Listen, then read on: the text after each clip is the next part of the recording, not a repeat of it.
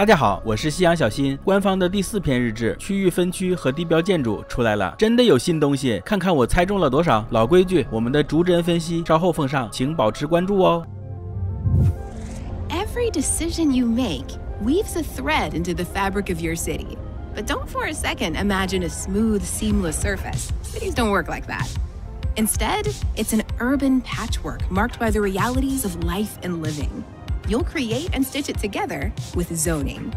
Zoning lets you decide where people live and work. You create these residential, commercial, and industrial zones with zoning tools. They work in a couple of different ways.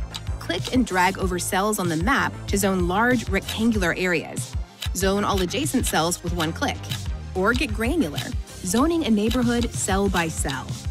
When you establish a city, you choose a map. The map's theme dictates if your city's buildings will have a North American or European architectural style. You can now use zoning tools to mix it up. Go on, sprinkle a little North American flair into your European city, or vice versa. Okay, you know how zoning tools work, but what can you zone? Well, let's start with residential zones. The places and spaces where citizens relax with friends, raise families, and rest their heads night after night. There are now 6 residential zone types. 2 will be familiar: low-density housing, detached houses for single families, and high-density housing, tall towers packed with residents.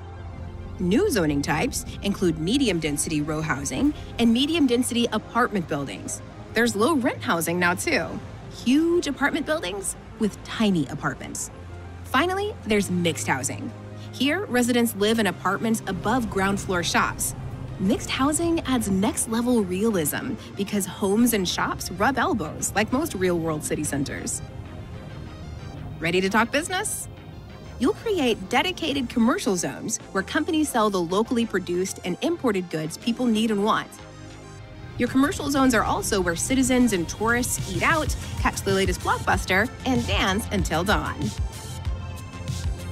You'll establish industrial zones with factories, workshops, and warehouses where businesses can store goods ready for distribution or export. You'll also develop office zones. Here you'll find small, low-density buildings with only a few businesses in operation. You'll also get the glittering, high-density towers that define your city's silhouette in the sky. Growing your city and zoning go hand in hand. Here's an example. You zone residential areas that boost the population, and with it, the demand for jobs. You respond by creating an industrial zone with factories where people get to work. Now, these factories produce goods, but they won't stay in business long without somewhere to sell them. You solve that problem by expanding commercial zones. You see? Each zone helps create the momentum you need to realize the city of your dreams.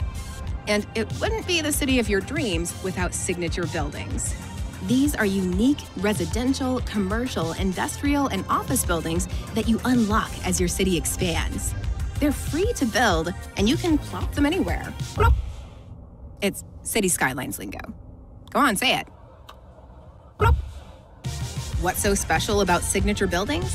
Well, they function like any zoned building. A home for people, a warehouse for industry, an office for workers. But they can elevate the neighborhood in unique ways. Signature buildings can also bring citywide benefits. Zone and place your signature buildings carefully so each city district flourishes and plays its part in the success of the whole city. Life's rich tapestry has never been richer than in Cities Skylines 2.